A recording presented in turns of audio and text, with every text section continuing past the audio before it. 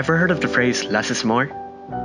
Well, even if you haven't, you've heard it here first, so do me a favor and leave a like and subscribe. Now, Final Fantasy Brave Exvius is an excellent strategic game full of many mind-boggling mechanics that they don't really bother to tell us. I believe that the reason these mechanics are kept hidden from the players follows the same logic as IVs for Pokemon, that the creators want to replicate the seemingly random effects of the universe into a pre-programmed game. Is this a good thing? That's really up to you to decide. I mean, I can make a whole different video on my opinion, but you probably came here for just Final Fantasy Brave Exvius. So let's get back on topic and discuss one of the most important hidden mechanics, Variance. Variance is a mechanic in Final Fantasy Brave Exvius that helps determine the damage output of your units. Now, obviously your unit's attack and the enemy's defense is taken into account, but what's also taken into account is a bunch of other things, and one of them is the mechanic Variance. So, what is Variance? Variance is a percentage range that applies to all weapons, though not all weapons have the same range. This percentage range will increase your attack power by a specific percent, though sometimes it can actually decrease it. Whenever you attack with a weapon, its variance is automatically selected from that specific range by the game, and that amount is then added onto your original attack. Through this, your attack can potentially do much more damage than you might originally suspect. For instance, let's take any sword equipment. It has a damage variance that ranges from 90% to 110%, meaning that the damage you deal with that sword can have its overall attack increased or decreased. Incidentally, if you attack an enemy with no weapons, or with just one fist weapon, the damage variance will be 100%, meaning that there will be no change, no increase or decrease applied to your attack. So why my introduction? Why is less more? I mean, how can my 3000 attack Esther deal less damage than my friend's 2600 attack Esther? There's a reason for this, and it lies in weapon variance, among other factors. Esther, who primarily uses greatswords, can choose between holding a greatsword that can be held with one hand, or a greatsword that requires two hands. To figure this out, you can check each weapon's item description. It'll explicitly tell you if it needs two hands to hold. Anyways, these greatswords have a different variance range, which makes sense. After all, holding a greatsword in a single hand can't possibly be as efficient to swing as holding a greatsword that is designed to be swung with two hands. This is reflected in their variance, as one-handed greatswords has a weapon variance of 85% to 115%. By holding a greatsword in one hand, you run the risk of potentially dealing less damage than normal.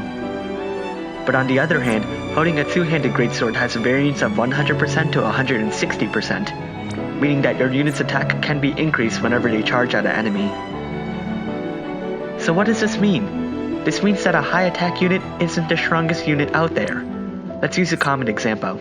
Here I have Hyo's Super Trustmaster reward, the Ultima Sword, a greatsword of alleged ultimate power with a strength of 180.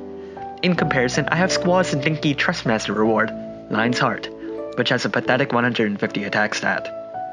Not only that, it takes two hands to hold, so clearly this one's weaker, right? No, it turns out that the two-handed 150 attack stat greatsword ends up letting your unit deal more damage than the one-handed 180 attack stat greatsword. And listen, while it does seem like Esther over here is more powerful with a one-handed sword held in both hands, thus activating double hand, that increased attack stat does not promise more damage. If anything, hitting the lower spectrum of variance will decrease that attack stat in battle. And yes, units like Esther may have a specific ability that gives them more attack when wielding a one-handed weapon in two hands, but that still doesn't translate to more damage. I'm going to show you another weapon called the Angel Slayer. It is a powerful two-handed sword, but this is the perfect way to hammer in the lesson of variance. This 180 attack stat sword, the same as Hyo's Super Trustmaster reward Ultima Sword, has a weapon variance that ranges from 1% to 110%. Meaning that on average the amount of damage you're dealing to an enemy is probably half of what you could be doing if you just equipped a different sword. This is why in the early game, a weapon like Fixed Dice, a two-handed throwing weapon, was considered to be one of the best weapons in the game despite having a minimal 1 attack. It had a weapon variance range from 120% to 650% damage. Even if your unit didn't have that much attack, their overall damage was at least being tripled, even without adding on features like Elemental or Species Advantage. By the way, this doesn't mean fixed dice is incredibly powerful now. While this would be so under normal circumstances, Gumi eventually realized that as units gain a larger base attack, their damage with this weapon would far exceed normal limits. Thus, they released a new damage formula for newer content, which has been in effect with content released after and including Scorn of the Lich, basically less than a year ago the date this video was released. This new formula takes your unit's overall weapon attack into account before determining your damage. If your weapon's attack is lower than a specific number, it's going to be reduced exponentially in accordance with its depth from that specific number. To give you an idea, a weapon that has about 90 attack will have its damage reduced by a small 10%. But fixed dice only has an attack stat of 1. This effectively makes its 120% to 650% variance essentially 40% to 220% instead. While the higher end of this variance is greater than most other weapons, having an attack stat of 1 basically means that, taking the lowest 40% variance into account, that on average, you're increasing your 1 attack stat dice by only 30%. But regardless for the now forgotten dice, variance still plays an important role in determining damage.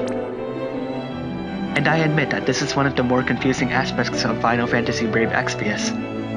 More attack does not equal more damage. This is why things like killers, elemental advantage, and even the small unknown things like variance are so important. A 3000 attack stat unit is only built for show, but a 2500 two-handed greatsword wielding unit like Esther is built to go.